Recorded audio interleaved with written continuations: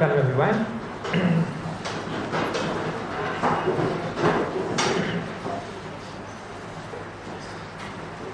We are learning 6th chapter, matter.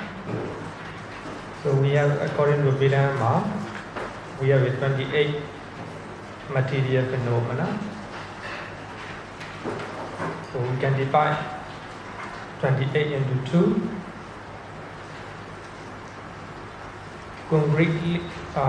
Concretely produce matter.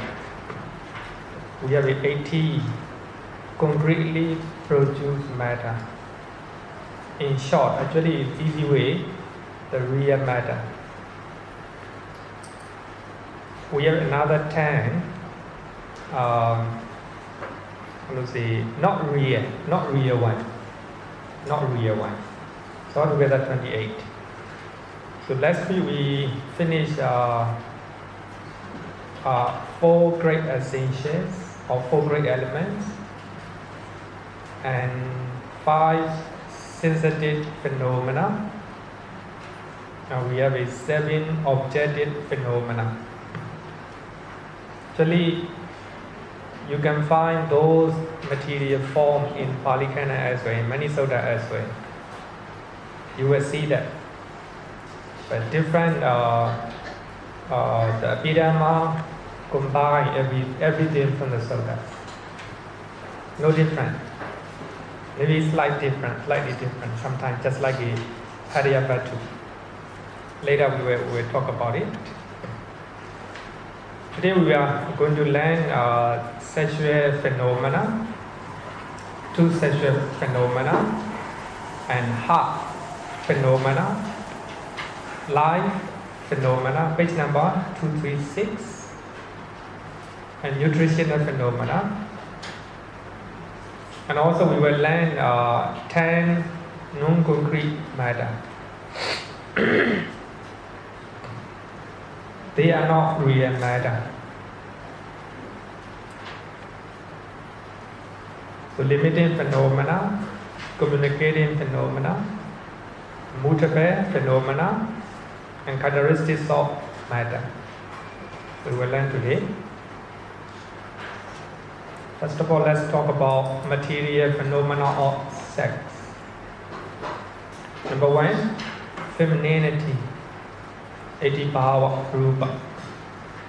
The second one is masculinity. For female, femininity. For male, masculinity. So this is according to Abhidhamma, we have 2 sexual phenomena, or maybe 2 sexual orientation, to make it easy. I think that is very important to take note that it is not just sex organ. When we talk about female and male, it's not talk about sex organs. According to Abhidhamma, it separates all about the body as a basic structure of our sexual orientation. As a female, as a male, it separates all about our body. You can see that actually very easy. Look at yourself. So female and male, different body structures, and the way you talk, the way you behave. So here, material phenomena of sex means not only sex organ, it suppresses all about all your body.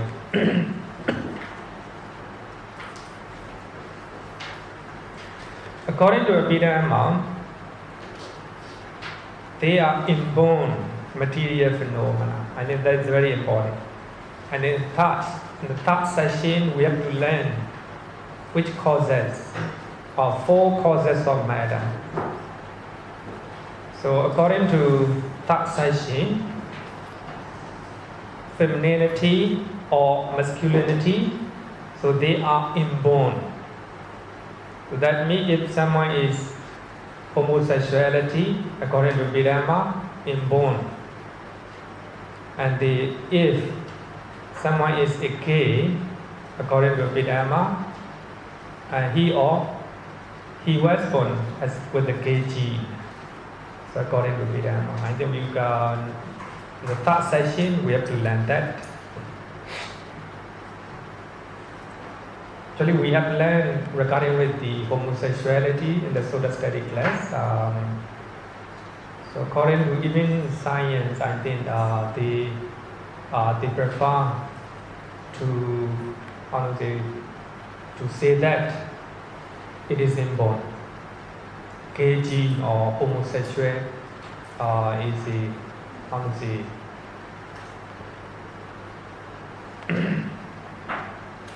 It is interesting in one of the sutta in Nikaya. It's called Sanyoga Sutta. Sanyoga actually simply translates as the attachment. In that sutta, the Buddha used two words, Sanyoga and Visanyoga. Sanyoga means attachment, Visanyoga means detachment. So in that sutta, the Buddha used 7 terms to talk about sexual orientation.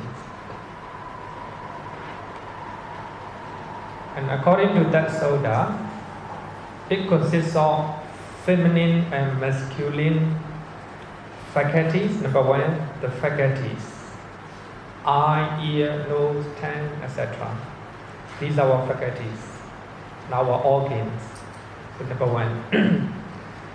As in male and female, different. Number 2, comportment or behavior. Behavior also different. As I earlier said that sexual phenomena or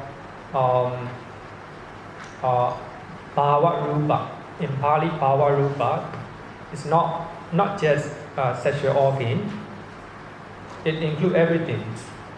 Your body, the whole body. Eye, ear, nose, tongue, your body, everything. And also your behavior and the way you behave. Male and female different. Number 3, appearance or mark.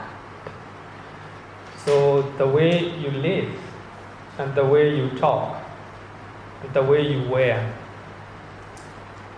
So this is the appearance. This is also a part of sexual phenomena. Recently, I saw a young boy, 2.5 years old, and I am told that he used to wear the flowers. He liked flowers. He liked twines that are used by the female. So the mother is afraid that he might become homosexual again. It's sometimes very, it's hard to say. Appearance, actually, according to Abhidhamma, is inborn. So I think for that reason, I think we should recognize and we should accept that. Of course, we have to change. It is. I think it's important to know that even as a male, we have a certain degree of feminine behavior. You know, sometimes even the male, they have a feminine voice, a feminine mental state like this. So, certain degree of feminine and masculine. Not 100% masculine as a male, not 100% feminine as a female. Appearance are kappa, and the way they live, and their movement, the way they wear. So this is the sexual phenomena, part of sexual phenomena. Another one is the aspect or the nature of the mind. Next one is desire. As a male, they will desire female. As a female, they will desire male, like this. The voice. So we have a different voice. Number 7, ornamentation. The way they use ornamentations. So actually, the Buddha, I think that the Buddha just used only some example. So there may be more. But here, what I want to say is sexual phenomena, sexual material phenomena. It is not just sexual organ. It is about your behavior, the way you think, the way you move, and the way you wear the clothes, like this. So these are material phenomena of sex. 2, right? Any question? Okay, let's go. This is the 2, right? 2 material phenomena. It can be recognized. It is a complete material phenomena. It can be recognized. So in that Sutta, in Sanyoga Sutta, the Buddha said that as a male, they have attachment to their masculinity. And as a female, they attach to their femininity. And based on that, they attach to opposite sex. Then the Buddha said that if someone do not have attachment to their sexual orientations, they can escape from attachment. So that is called Viññatti-rūpa or detachment. Actually, it's very so here. If we attach our sexual orientation, that is sakkaya-ditthi, wrong view. It is a wrong view. There's no actually according to there's no you and no I, no female and no male, just material phenomena. If we normally we attach our own sexual orientation and we have attachment to opposite sexual orientations. The reason is we have attachment. If we can detach even our own sexual orientation, then we can escape. We can liberate from suffering, right? Okay, so let's go to next one. Heart base, hadaya-hatthu. Actually, it is not new. So we have learned in the 3rd chapter. I don't know whether you still remember. The 3rd chapter, we learned it is one of the base, right? We have 6 base. So heart base is one of them. The heart base, hadaya-hatthu, is material base or material support for the mind element or the mind consciousness element. But here, as you all know that the eye sensitivity is the base for eye consciousness. Ear consciousness. Nose consciousness. The body consciousness. Other than those one, the rest hadaya-hatthu, the heart, according to Abhidhamma, the heart is the base for the mind, whether negative or positive. It's the seat of our mind or consciousness.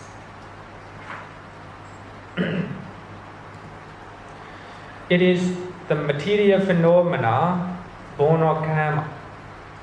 Our heart, actually, it is not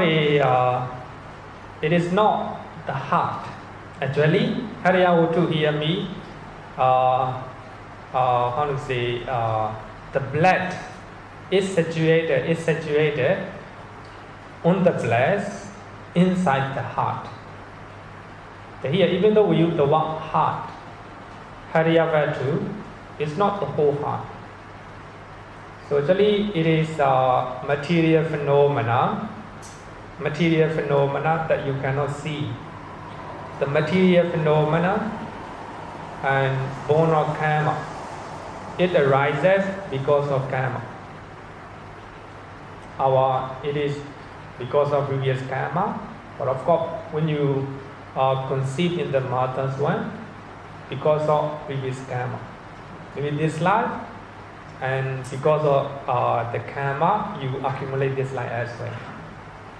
So here, it is the born of karma, Viññatti-rūpa. It can be found inside the heart, inside the blood. For that reason, if you are angry, your blood became very hot. Because the heart is the seat of our consciousness, our mind.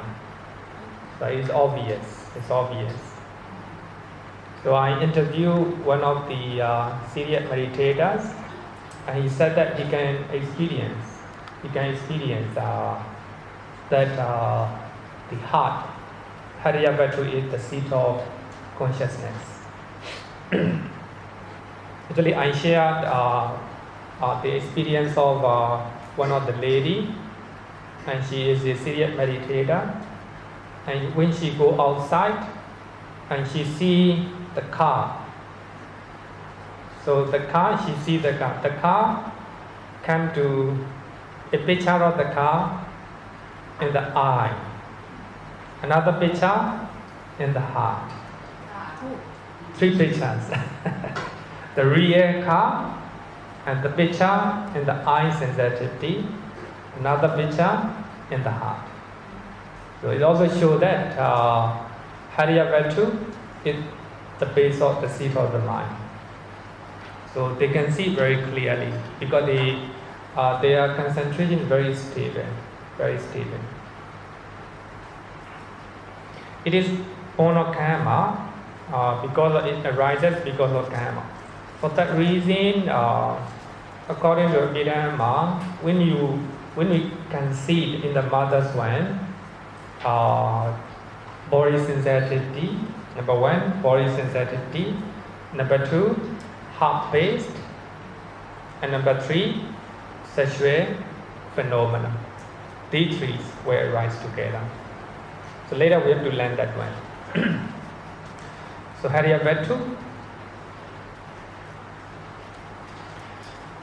to refer to the base of the mind, patthana, the last book of Abhidhamma, 7 Abhidhamma, I mentioned 2 words. Number 1, vattu, or base, and Viññatti-rūpa means that matter. So patthana, Abhidhamma text use 2 words to talk about hadaya-hatthu. Base, the matter, independent on which the mind element and mind consciousness element occur. But here, mind element and mind consciousness element, and we just take it the mind. So based on the base of the matter, the mind arises. Actually, patthana just use just the normal term or the base or the matter. They do not use patthana does not use the word hadaya. The commentator added the word hadaya to refer to the base of the mind.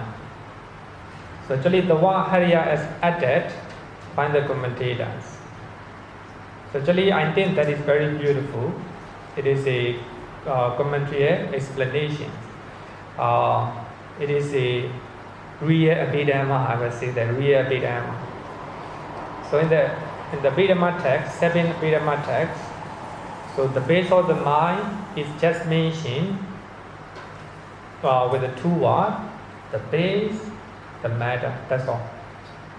But commentator, they added one word, hadaya, to refer to the base of the mind, the seat of the mind.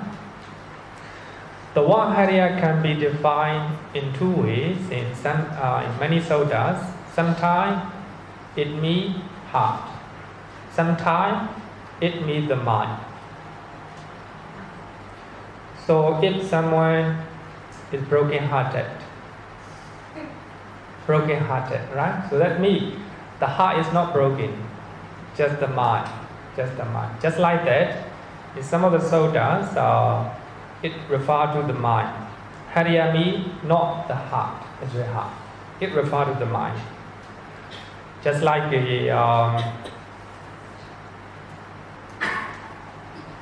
if we take it as heart, so that means the mind arises dependent on heart base. Because I think that is a very common discussions among the scholars or among the practitioners, especially for those who do not learn Buddhism, so they will question this one, right? So they normally think that the mind and brain are together. Actually, we have been learning this one for a long time. Actually, Abhidhamma clearly tell us that the mind and brain are different. The brain is physical phenomena. The mind is mental phenomena. The mind does not arise from the brain. The mind arises based on the heart. And that is very important concept. Because this is a real, experiment of the meditator in ancient time. So the word hadaya can, if we take it heart, that means the mind arises dependent on heart base. If we take it the mind, it means the mind arises independent on mind base. If we take it the word hadaya as the mind, that means the mind arises independent or dependent on the mind base. So the mind base means it can be anything. It can be the brain, it can be the heart, it can be anywhere from our body, according to this concept.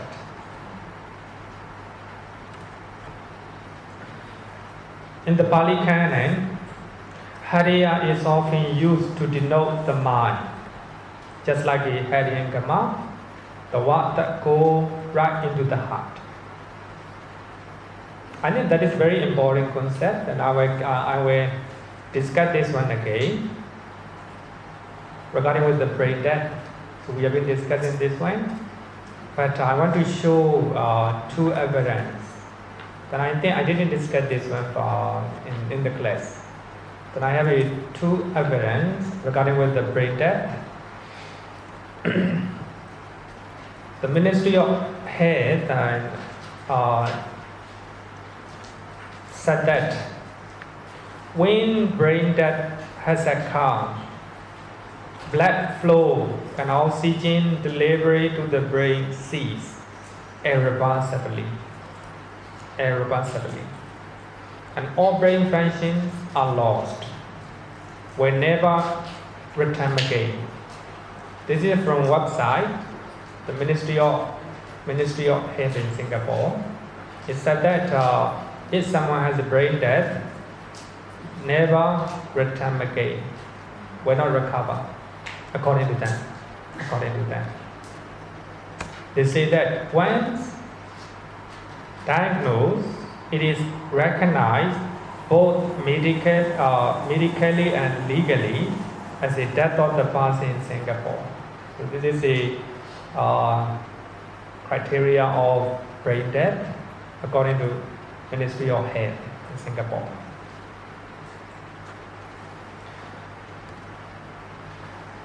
So from that ministry, Dr. Lee said that the public should be aware that brain death is different from deep coma. Different from deep coma. At the time may be confusing. Actually, we are discussing that for those who are in deep coma, sometimes they come back. So according to them, the brain death and deep coma are different. And they said that there has been no published report of neurologic recovery once brain death or death by neurologic criteria has been diagnosed, following the careful expert application of those very stringent criteria. So that means there's no record that a patient who has a brain death recover, according to them. But here recently we have 2 cases. For those who have a brain death, they come back. One is a Singaporean lawyer, Susan Chin. She went to Hong Kong. She was hospitalized and she was diagnosed as a brain death. So the family signed that how to say that the family signed that she is she is suffering brain death. Then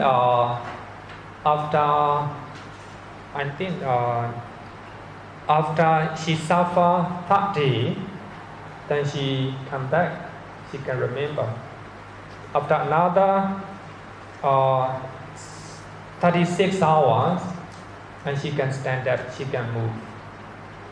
So according to Hong Kong hospitals, she suffered brain death, but she returned, she come back. So actually here, if Ministry of Health in Singapore said that they're very happy that Mrs. Chen has made a recovery, but art caution against conclusion that correctly diagnosed brain death can be reversed. So they suspect that it is not brain death. But according to the doctor in Hong Kong, they say that it is a brain death. So anyhow, this is one of the evidence that Singapore doctor doesn't want to accept it. Right? Accept it. Actually, I think it's very good that they clearly said that for those who are suffering brain death, never come back. There's no report. No report. But this is one example. And another one is I think some of you may have read this one. Straight Times said that brain death UST wake up day after parents sign papers to pull plaque and donate his organs. So one of my students sent this news to me, and of course this is very, very big evidence to talk about heart pain.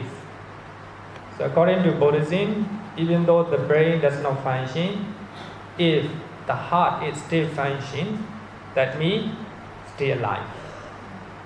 And here, a US boy, 30 years old, so when he was playing in the playground, and he was injured and had a lot of structure in the brain.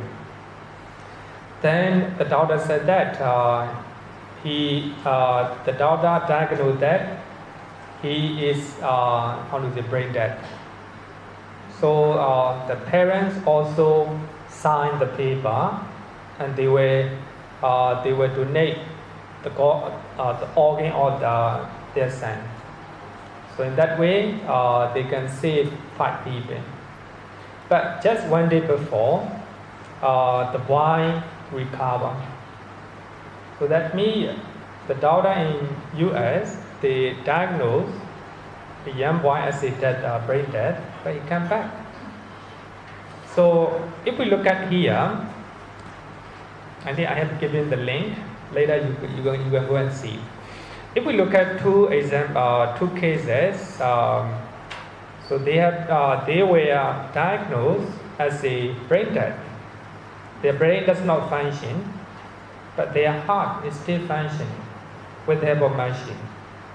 So anyway, if according to Buddhist Abhidhamma, if someone is, if the heart is still functioning, we consider that still alive. Because the mind, the base of the mind is not the brain. The base of the mind is the heart. Okay.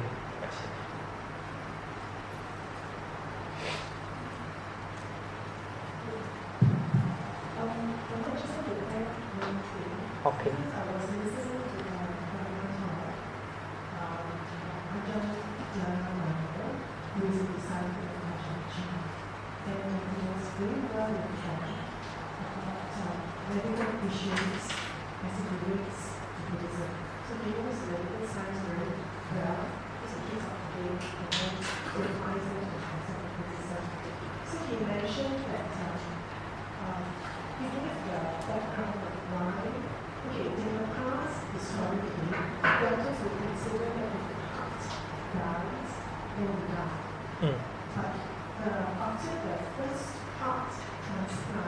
Yeah. Okay. Yeah, so he did the first heart transplant Okay. on the patient, and the patient survived. And then doctors after that changed the criteria for death capacity. It's no longer that if your heart dies, you know. Okay, I'm not explaining that. The main point I want to say is that during the heart, it's not so clear. Yeah, okay. It's not so clear because in heart transplant, so you're a very sick patient on the bed. Okay. Right? So the doctor, so his whole heart has to die. His whole heart has to die. And then they bring a new beating heart. Okay. So the original heart died, Yeah. and he replaced with the Yeah. So in cases of, it seems to me that in cases of heart transplant, so the heart has to die. Yes. But yet he's still alive because he's a new heart. I see. Yeah, so it's not so straightforward because of the advent of medical science. Okay. And Yeah, it's good. I took this step by the people of the first heart transplant. So the heart, the heart dies, we're dead. Right? Yeah. Yeah, because the mind and consciousness is gone already. But because of medical science, even if the heart is dead, you can new heart. I mean, heart transplant means the original heart died, right? Or by the time it's replaced, the original heart have been removed, right? Yes. And they were transplant, right? Yes, a new heart. I think it's a good question. Actually, a very important question here. According to Abhidhamma, the heart, actually, for that reason, in my note, I said that it is not the heart. It is karma born karmaja. It is karmaja-rūpa. The material phenomena that exists in the blood, not the heart. The material phenomena, which is the result of karma, material phenomena, which is the result of karma, that material phenomena exists in the blood. So that blood, the blood from the heart. So that means whether that heart is whether original or fake, it doesn't matter. As long as there is the blood, people can still survive. Okay. But the heart in the blood stay in the heart. The blood is pumped throughout the body. So is that for heart that is referring therefore to the emotive element rather than the physical part? And the mind, we say brain, actually we can't really figure and say this is the mind, this is the heart. But something that rather mind is more intellectual, then the heart is more emotive. But we can't be quite exactly which part of the organ of the body it is.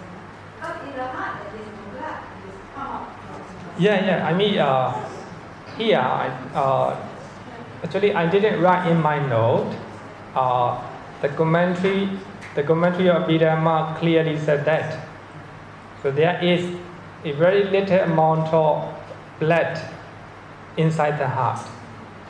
It mentions the amount. When you make your palm like this, then you can put little bit of blood on your, palm, on the palm. Actually, the amount of water is that much, very small. But of course, it's very palm, right? But there were, I don't know the medical organ exactly, but I think it is caused by the karma. Caused by the karma means as long as we stay alive, then we have a karma. So that karma produces the blood. Actually, hadaya-hatthu is not the blood. The material phenomena that exists in the blood. So here, even though we are using the word hadaya, it's not the whole heart. It is not a blood as well. Material phenomena exist in the blood. So for that reason, we can answer that whether it is a real heart organ or it is a transplant heart organ, it doesn't matter, because if someone has I believe that if someone has a good deed, he can transplant heart. So that good deed is karma.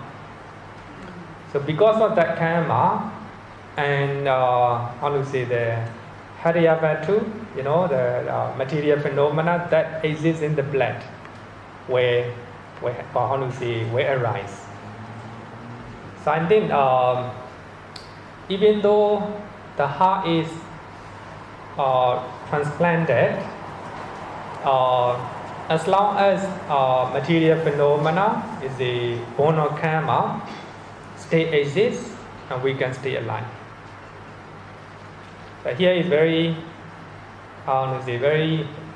thin line. Very thin line. It's not a heart. Just,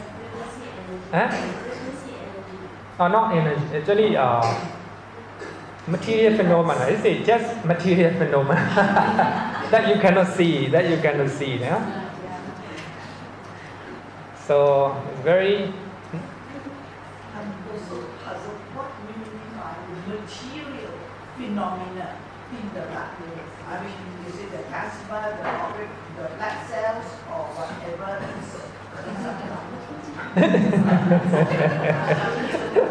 The problem here is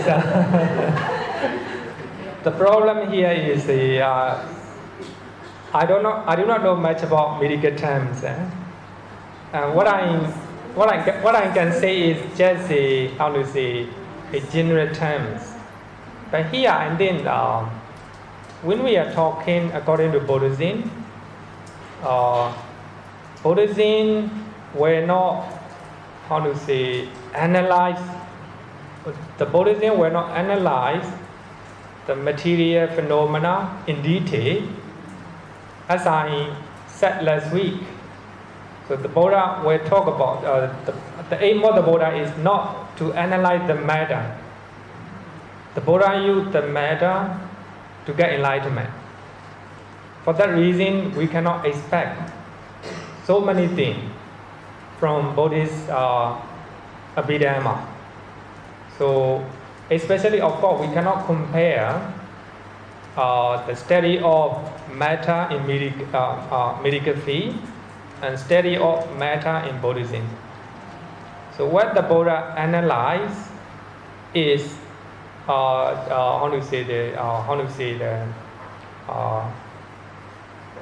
just to attain enlightenment, just to understand the nature of matter. So I think we cannot expect so many things from Buddhist Abhidhamma regarding with regarding with the matter or element. So here we have only 28. Proper medical fee more than that, right? 100,000, million, billion, like this. So actually their purpose is they were analyzing deity. Their purpose is not to know about intrinsic nature, just to know, right, how to cure the diseases, etc. So just like that, material phenomena is very, the blood itself is very tiny, right? But here, material phenomena, hadaya-hatthu here means, we only say that material phenomena, we cannot say what type of color or what form it is. So what we can say is it arises because of karma that exists in the blood. That blood situated in the heart.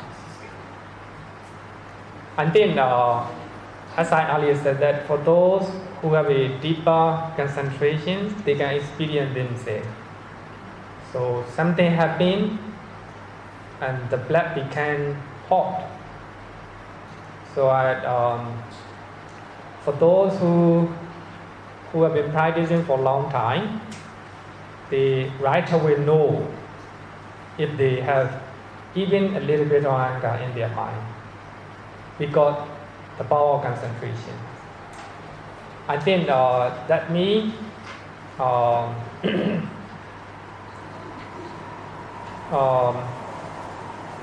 one of the serious meditators said that after come out from meditation retreat, and actually he is a businessman, sometime before he go to meditation retreat, it is quite normal to be angry to some person. But after he come out, if he has even a little bit of anger arise, and he feel that it's hot here, because of concentrations. So that means the heart, not actual heart. The blood, not actual blood. The material phenomena, is it that blood? Not all the blood, right? I think it's very important to understand. Even though the heart is transplanted, actually material phenomena might exist in the other heart, right? The other heart. Okay, question? Okay, let's go. I think more than that, right? More than that. So here, what I want to point out is, according to Buddhist philosophy, the mind arises based on the heart, not the brain. The next one is light faculty. Vihara-rūpa, light faculty. We have mental light faculties when we learn 52 type of mental factor, right? So this is a physical one, physical light faculty. Material light faculty, rūpa-jīvitindriya, is vitality of the physical phenomena. Vitality of physical phenomena. Whereas mental light faculty is that of mental phenomena. We have two types of light faculty: material light faculty and mental light faculty. So mental light faculty maintain the life force associated mental factor. And material or physical light faculty maintains. Its function is the dominating influence over its coexisting material phenomena. So actually light faculty is very important. Without light faculty, there will be no life. It's very important. So it trying to dominate or influence or maintain coexisting material phenomena. For that reason, it is called indriya. Indriya means faculty. Faculty means very important. For that reason, we use faculty.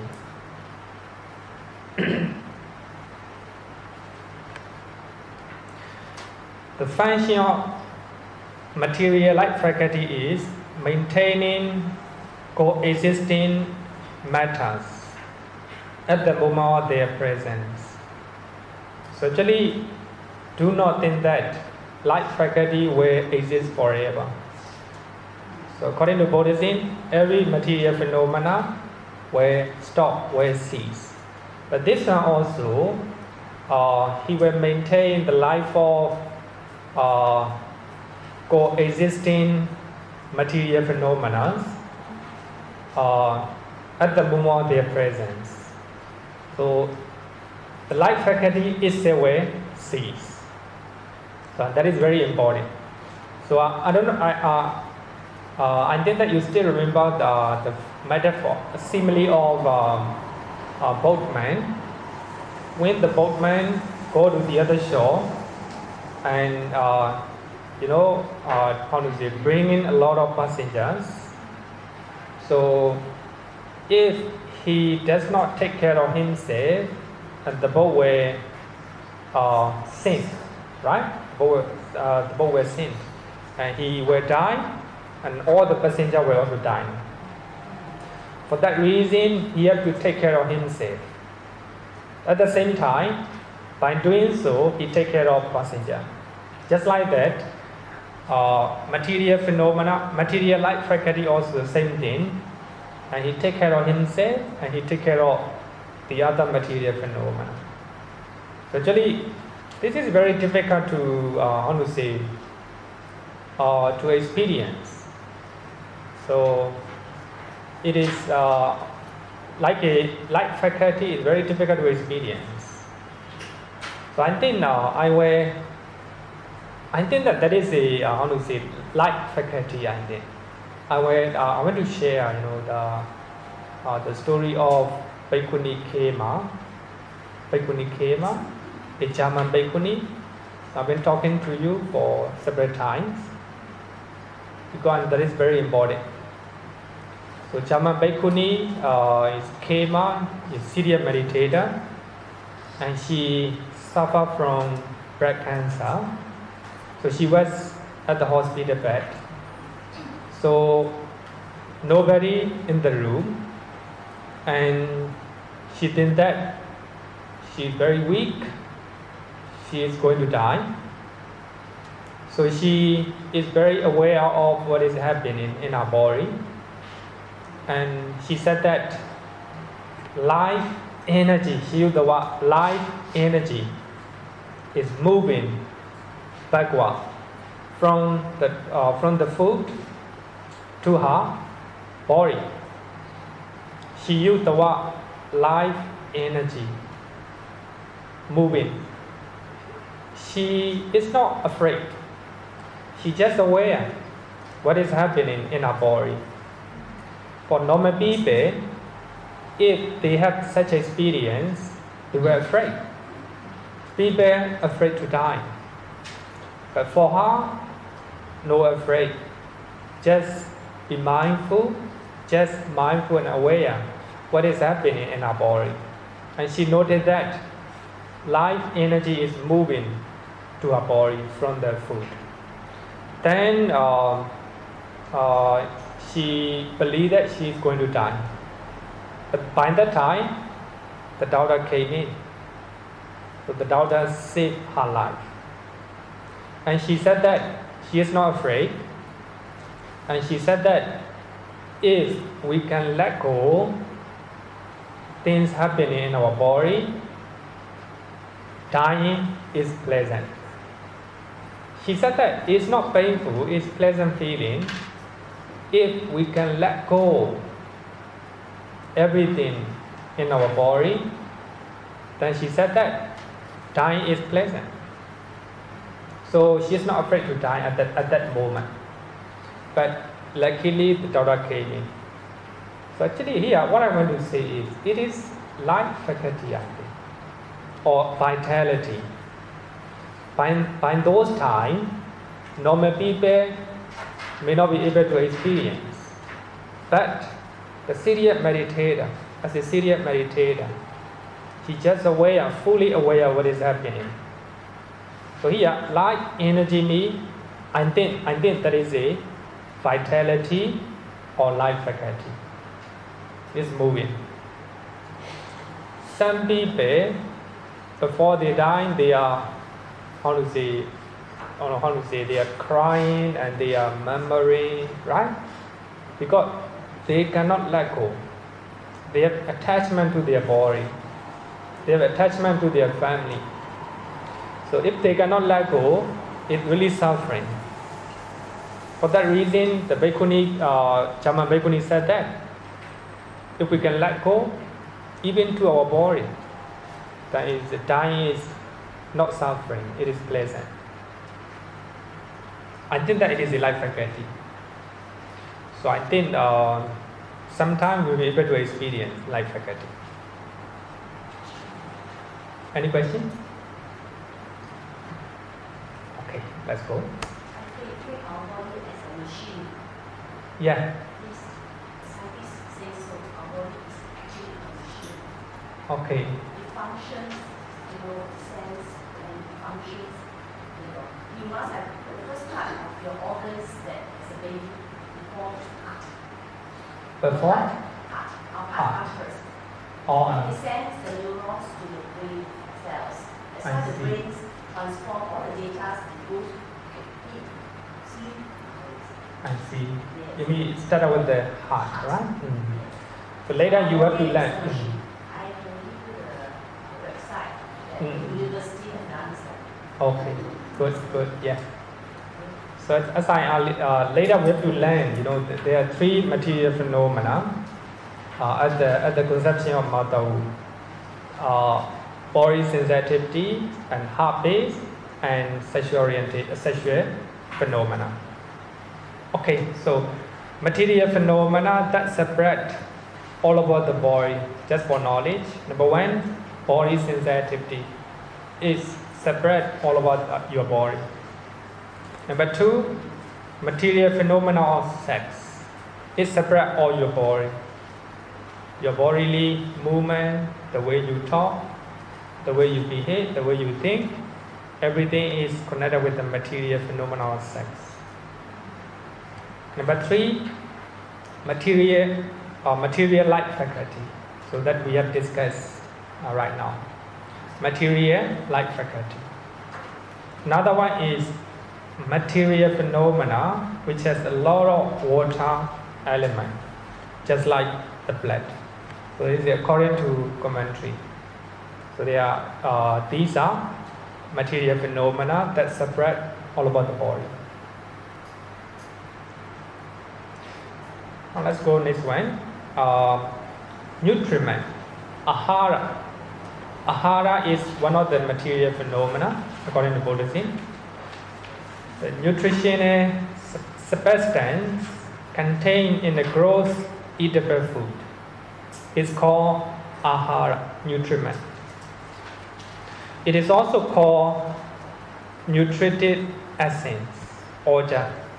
Actually, when we talk about later, you will see the word oja, nutritive essence. It is the same as āhāra, nutriment. Nutritional substance contained in the gross eatable food is called āhāra. nutriment. Actually, just remember just a nutriment. Sometimes it is called nutritive essence or origin. Its function is to sustain and fortify physical body. Not difficult, right? The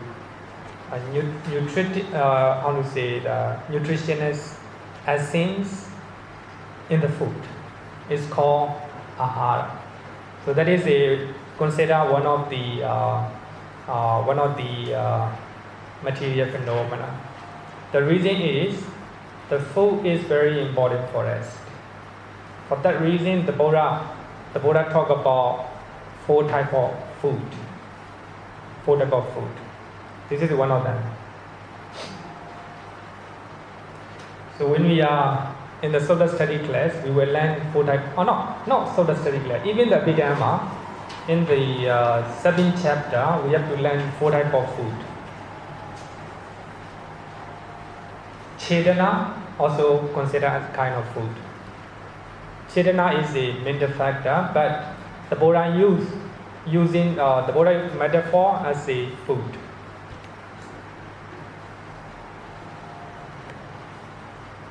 Okay. I think you should know the reason why the Buddha used some name.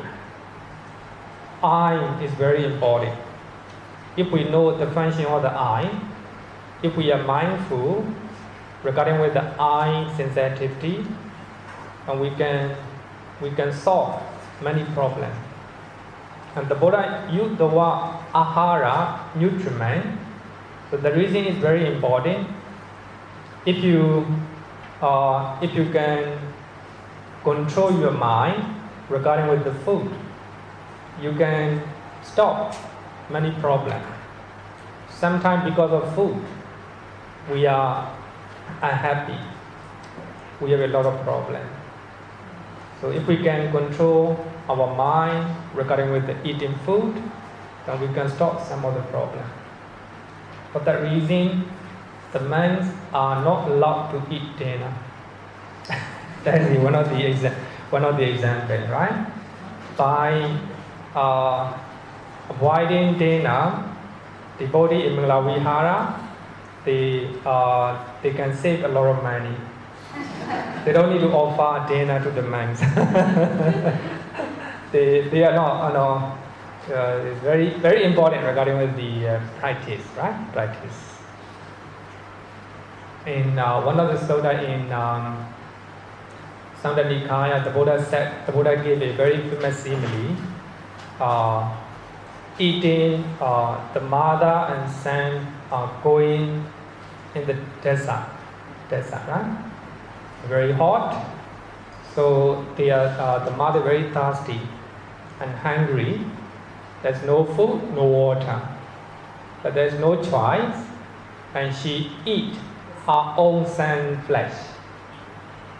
So do you think that she will be happy to eat the flesh of her own son? Will not be happy. Just like that, the Buddha taught to the monks, when they are eating, they have to eat the food, thinking like this. So when we are eating the food, so we have to eat the food, thinking that the mother eat her own son's flesh. She's not happy. Because out of necessary, she have to eat. Just like that, the Buddha taught to the monks. So when we are eating the food, we have to do the same thing. So what I want to say is, the reason why nutriment is one of the 28 material phenomena is to make use of nutriment for attaining enlightenment. So we shouldn't expect so many new things in the Buddhist Abhidhamma regarding with the material phenomena. The Buddha just used only some 28. It is more than enough to attain enlightenment if we can make use of it then. Okay, so now we have learned 80 material phenomena. So they are called concrete matters. Concrete matter means real matter. So they are real. 80 kinds of material matters mentioned above are called, number one, the bhāva-rūpa. The bhāva-rūpa. The matter possessing intrinsic nature. That's very important. The matter, those 80 type of matter possess intrinsic nature. So as the earth element, hardness and softness, that is its intrinsic nature. As a fire element, heat and cold, that is intrinsic nature. So as a eye sensitivity, right? Eye sensitivity, its function is to see the object like this. So they have their own intrinsic nature. So for that reason they are called bhāva-rūpa. Because each matter has their own intrinsic nature, such as hardness and softness in the case of the earth element. Number two, so they are called as a matter possessing real characteristics. Lakkhaṇa. Lakkhaṇa. Actually, in the second sermon, the Buddha, second sermon of the Buddha is anatta lakkhaṇa, characteristic. So these 80 material phenomena, so they are called matter possessing real characteristics. But here, real characteristics means the characteristics of impermanent, characteristics of suffering, characteristics of non-sense. So we have 28. So a T has 3 characteristics. But the rest of the material phenomena, 10 matter, do not have 3 characteristics. That's very important. Eye sensitivity, and it will arise, and it will cease. Impermanent. The Buddha said that what are impermanence is suffering. The body is impermanent. For that reason, that as the body is impermanent, it is suffering. So what are the suffering? Unknown. You cannot control. So these 80 material phenomena has their own characteristics. Therefore, lakkhaṇarūpa. Number 3, concretely produced matter, nipphanna-rūpa. Because they are directly produced by the 4 causes of matter. So later we have to learn 4 causes of matter. So karma, because of karma. So actually, as I earlier said that hadaya-hatthu, habits, and these are karma born, right? Because of karma, they arises. Cheta. Some of the material phenomena are caused by the cheta. I'm talking because of the cheta. Because my mind is walking. So because of my mind, I'm talking. Temperature. So if we stop aircon, then you feel very hot. Then your body will be changed. For that reason, our body is nipphanna-rūpa, that concretely produce matter. Sometimes food, if you are hungry, then you cannot sit down. So what I want to say is the 80 rūpas are real rūpa, real material phenomena. They are caused by 4 causes of matter: karma, cheta, temperature, and food. The next one is material matter. Bali is a rūpa-rūpa. Rūpa-rūpa. So because they possess matter's essential characteristics of undergoing deforming. The characteristics of material rūpa is deforming and changing all the time. So these 80 material phenomena are rūpa-rūpa, the real rūpa. So when we say something twice, that means very serious. It emphasizes. Don't do it. Like this, right? So if we talk twice, that's very serious. If we do twice, very serious. Here also, rūpa-rūpa, the real rūpa. So if we look at this one, so we can say that we have 80 real rūpas and 10 real rūpa. The next one, the matter to be comprehended by insight, sammasana-rūpa. Actually, in vipassana or insight, we have one knowledge, it's called sammasana-jnana. So here, insight means vipassana. So these 80 material phenomena are to be comprehended by insight. So that means they are to be made the object of insight, contemplation, by way of three characteristics. So when you practice samatha and vipassana, then you think about your body. Your body is body sensitivity, right? Body sensitivity. Then you notice the physical phenomena in your body arises and they passes away. That is impermanent nature. So you can use your bodily phenomena, body sensitivity for insight meditation.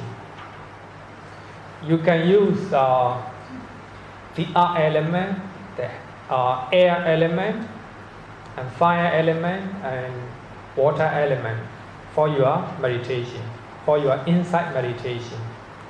So the earth element arises and passes away. The air element arises, passes away. So they can be used as an object of insight meditation.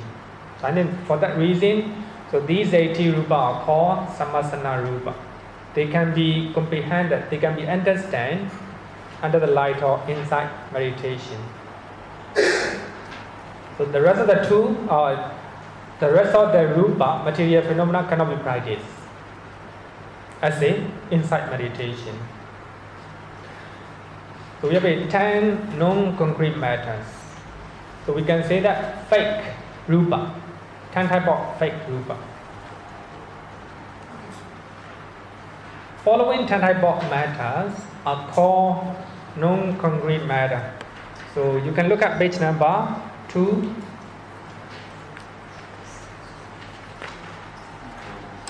Uh, 236. Just look at 236. So we just finished 80 concretely produced matter. Now we are going to another 10 non-concrete matter. 10 non-concrete matter. Following 10 types of matters are called non-concrete matter. Aniphanna-rūpa. The reason is they do not arise because of forming causes of matter. They do not have any causes because they are not real rūpa. They are just the arises. They are just a shadow of the concrete, the real rūpa.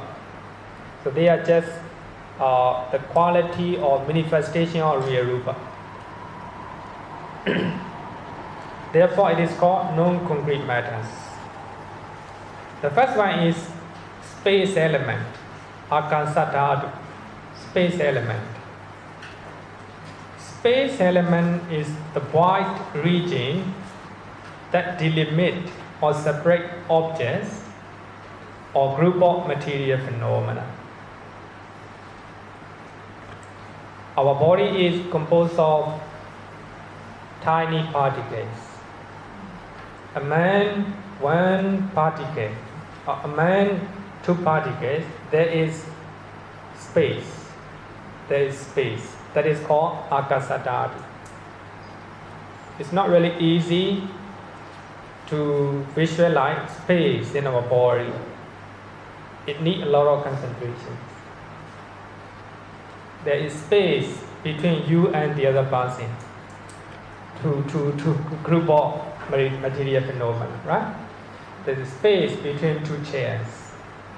Actually, in meditation, ākāsadhātu hear me, you trying to see your body, and between two material phenomena there is space. So you try to visualize, it's not really easy. So the Buddha said 6 type of element. 6 type of element. So we have 4 elements, right? Fire, air, water, and the earth. And the other 2 is space element. Another one is consciousness element. Actually, you can practice, in your meditation. Especially, the Buddha will recommend 4 elements to you as a meditation. It's not really easy to practice space element.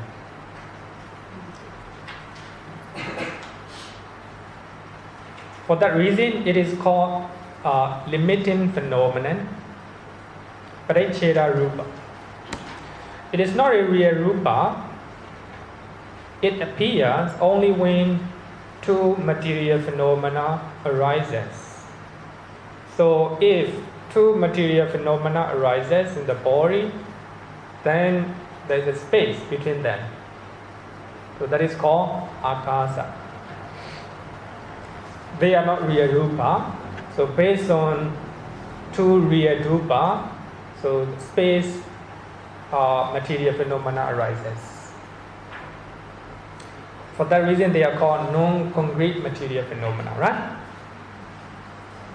Okay. The next one, communicating phenomena. Communicating phenomena.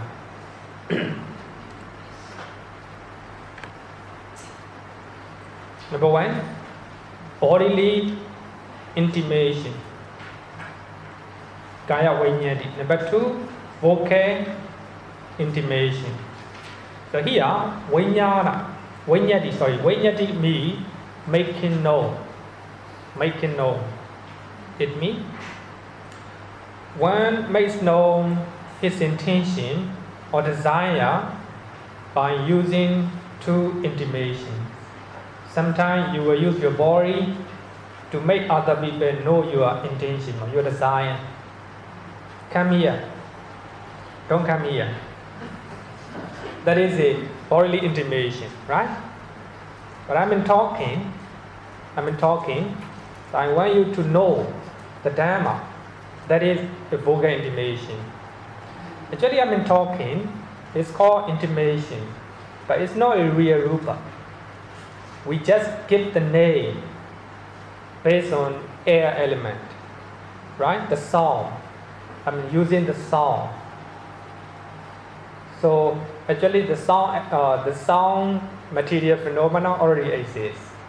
So based on the real Rūpa, the real matter, so these 2 material phenomena arises.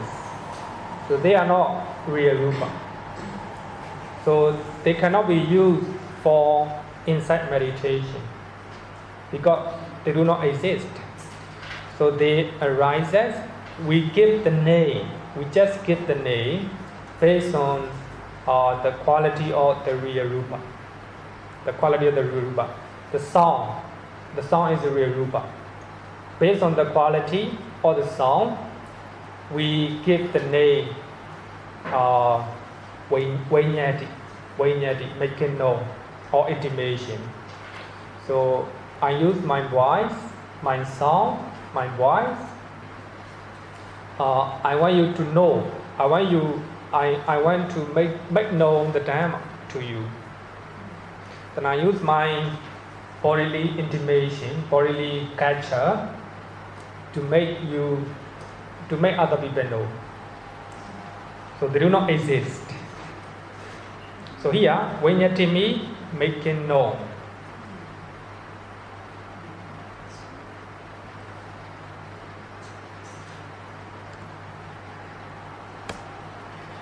Bodily intimation is showing one's intention with the bodily movement.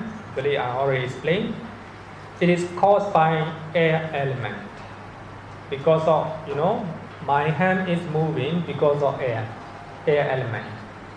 Actually, bodily intimation is not real rūpa. It is a not real rūpa based on air element and other material phenomena. So intimation arises. Then vocal intimation is revealing one's intention or desire with the verbal expression. Talking something. So you might think that the tree is moving, right? The tree is moving because of the air. We cannot call it an intimation or viññatti. So the tree cannot make known to people what is doing, right? Only the people, living beings. So they can make known their intention, their desire, their idea to other people by showing bodily culture, by using expression in speeches. Actually, vocal intimation is caused by the art element. It is not the art element alone in many material phenomena. Both have the function of display intention. So these two intimations are not real matters. They exist as a result of the air element and the art element and the sound. Actually, the sound arises because of a lot of the art element. I think these are a little bit difficult. Okay. The next one, mutable or mutable? Huh? Mutable material phenomena. In Pali, we call it Vikāra-rūpa. Vikāra means is a changing. So we have 5 mutable matters. So they are manifestation of the real rūpa. The manifestation of real rūpa. Okay. Previous slide. They exist as a result of air element and sound element. I thought it's air and earth element. The art element, yeah, you're right. Because the sound is much more, is clearer. For that reason, I use the sound. But of course, the bhikkhu body use the what? The art element. Sorry?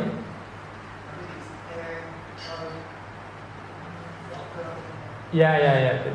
Actually, bhikkhu body used, and also bhikkhu body might use the commentary explanation. So I change a little bit to let for easier. But in my earlier slide, I mentioned the art element. So of course, yes, regarding with the body, because of air element, because of the air, we are moving. So normally we think that I am moving. Actually, it's not I am moving.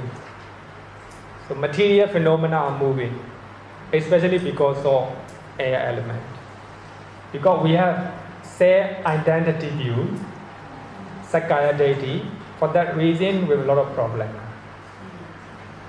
Self-identity. It's not really easy to remove that one. Yeah, you're right. The art element. Actually, Sayadaw U Silananda explained regarding with the VR element. But if you look at, and it's not really easy to understand. Yeah. You want to discuss? Okay, good. Please use microphone. Is the earth concerns that eating the movement also taught producing the sound? Sorry, you? It's not the sound. Yes.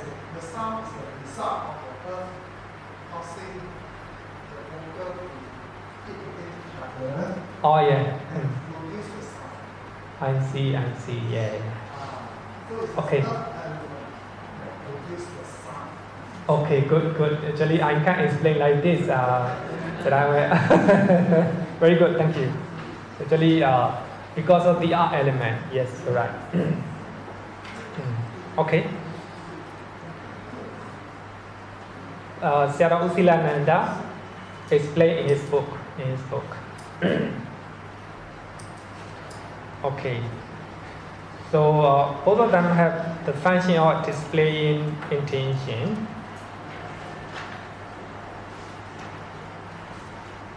Okay. Vikāra-rūpa means mutable. Sorry. Oh, yeah. So there are 5 mutable matters. Number 1, physical lightness.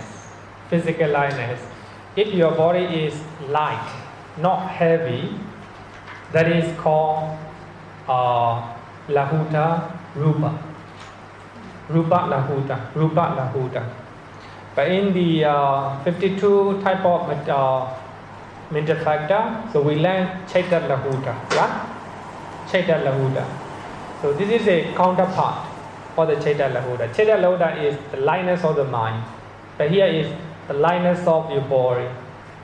Sometimes your body is very heavy, you cannot move because you don't have this one. So here, physical lightness means it can be because of the food. Sometimes, if you eat your food properly, you will feel lightness in your body. If you eat a lot, heavy, right? Heavy. You don't have this one. So actually here, lightness or heaviness is not a real rūpa.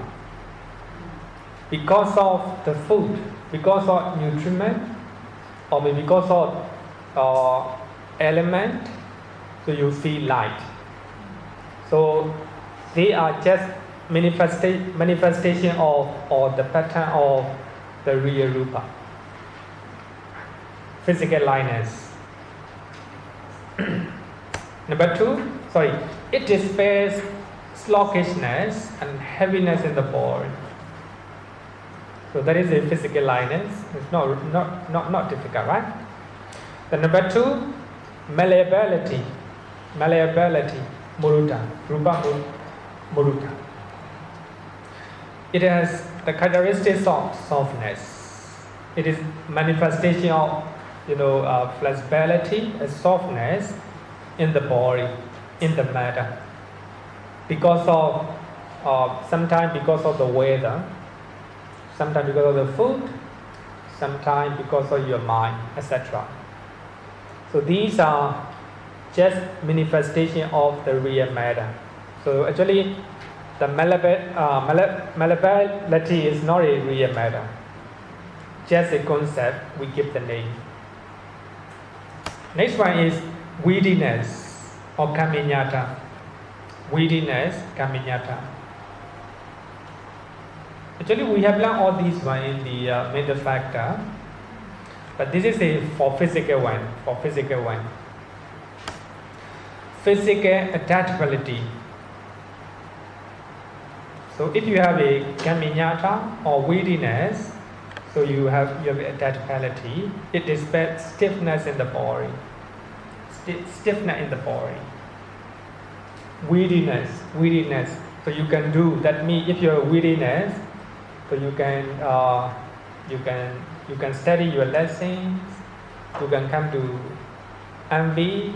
you can go exercise because of weariness. So they are not real Rūpa because of, the good condition in the real Rūpa. Question? Okay.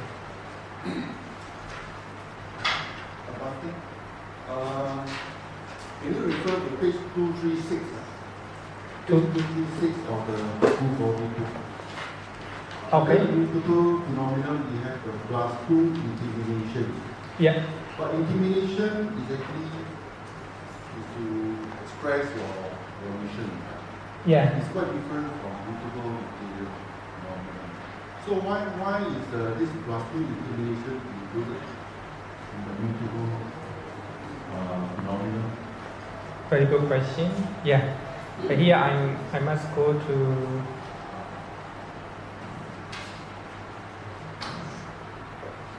physical therapy. Of course, yes, we will fight mutable matter, right? Fight mutable matter. So including two intimations. So Vikāra, actually the word Vikāra is the literal translation is the distinctive feature or distinctive characteristics. So that means if I move my hand, there is some significant distinctive characteristics. So if I say that means do not come. If I use this one, stop, like this, right? It has special distinctive characteristics. So if I'm using my speech, that means the speech has distinctive characteristics. So sometimes in the mutable material phenomena, that mutable means changing, right? So actually Vikāra means distinctive characteristics. It means. So if my body is very light, distinctive characteristics or manifestation of the real Rūpa. If my body is soft or flexible, so that means it is a distinctive characteristics. If my body is weedy, have a weediness or adaptability, so that means distinctive characteristics. So if I show my bodily movement, distinctive characteristics, sometimes I can show with my bodily movement. Sometimes I use my verbal speeches, verbal expressions to make other people know. For that reason, all these five are called Vikāra-rūpa. Actually, Vikāra should be translated as a distinctive characteristics. And then Sayadaw U Silananda also translated in this way. Sometimes translation gives you a lot of problems. Based on translations, the way you understand will lead to wrong understanding, right? Vikāra here means a distinctive characteristic. Okay. Thank you for the question. Normally I use Bhikkhu body translation, even though sometimes it's not satisfactory. No choice. Okay. So let's go next one. 4 characteristics of matter.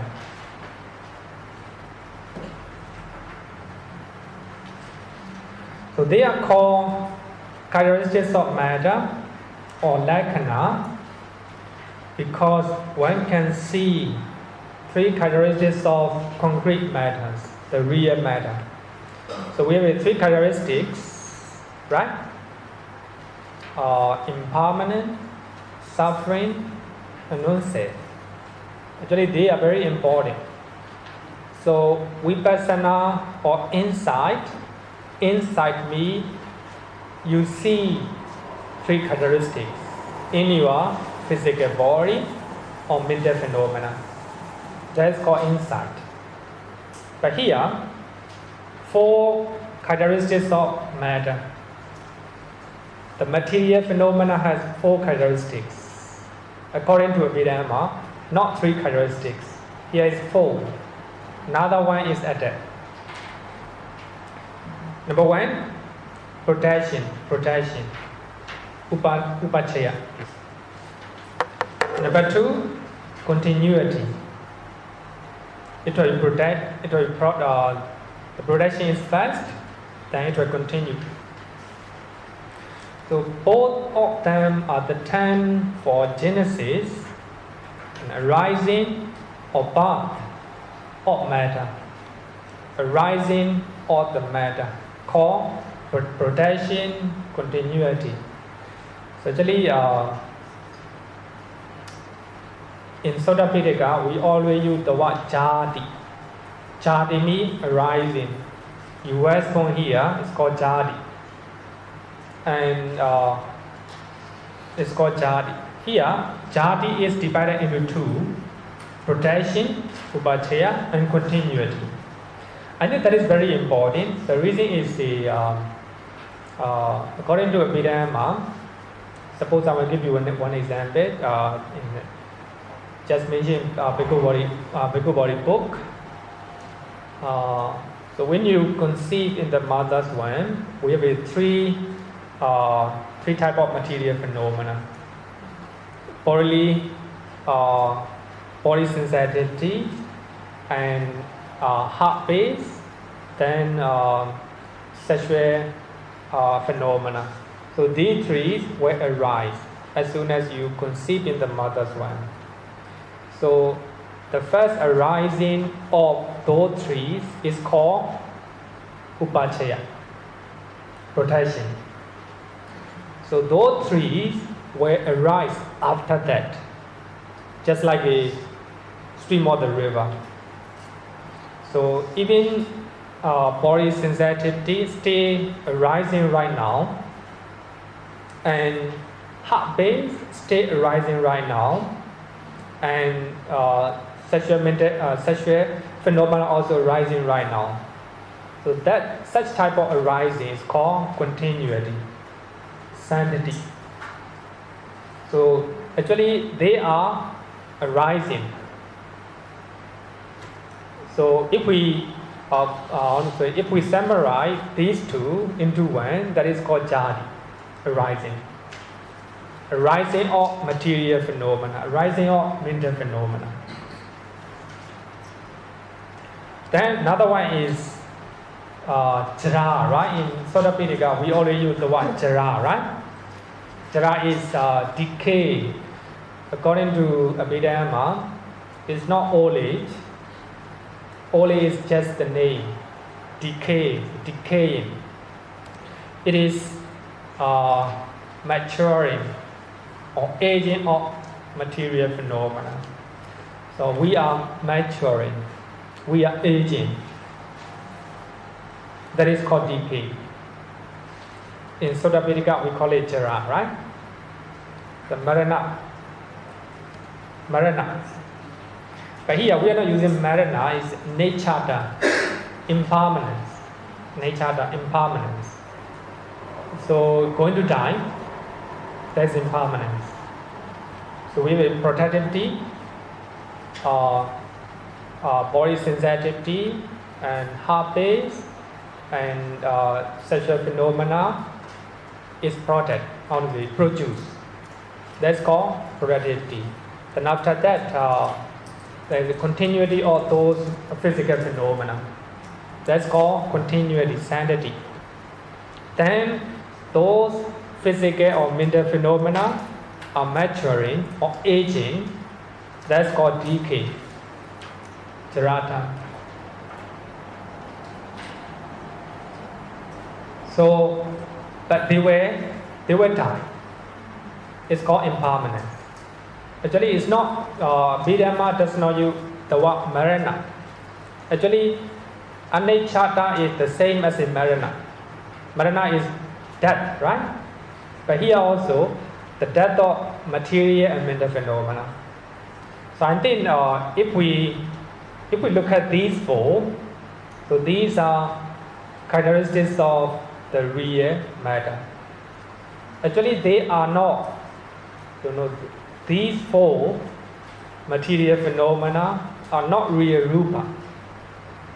So they just the name based on the real Rūpa. For that reason, we have two types of material phenomena: concrete material phenomena and non-concrete material phenomena. And to make easy, real one and not real one and real one. So these four characteristics of material phenomena, they arises, they exist because of the real matter. The real matter is produced, productivity. The real matter is continuity. The real matter is decay and decay. The real matter is die, impermanence. So based on the real matter, they got the name. They are not real matter. So I think impermanent here means it is a complete breaking of material phenomena. Complete breaking means not just dying, actual dying, but we have two types of death: momentary death and actual death, the death of the body. Momentary death means our bodily and our physical and mental phenomena arises and passes away. That is momentary death. That is also impermanence. But we die in this life. That is a actual death. So now we just finished 28 type of matter. So we have 80 real matter and 10 fake matter. So altogether 28. So we can practice vipassana meditation based on 80 material phenomena. The reason is they have three characteristics. They have impermanence, they have the nature of suffering, they have the nature of non-self. But the other 10 are not real matter. The reason is they cannot practice. They don't have their own intrinsic nature. They arise because of real Rūpa. Any question? Going to finish 28? No question, right? Then I think we'll close today. The next week we'll go to second session.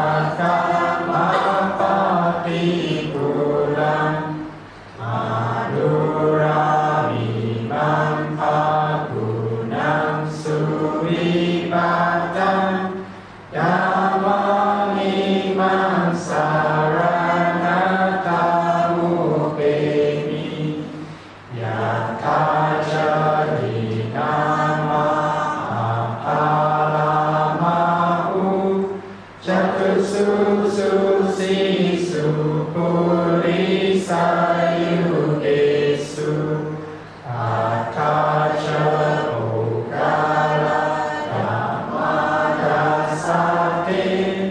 Sangamimam saranatamukheni.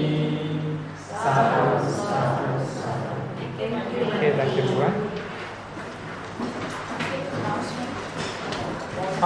Announcement. We have an announcement. Next week,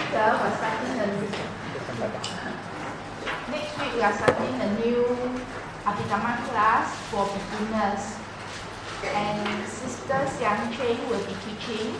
She's a teacher by profession, but in the last 10 years, she has been learning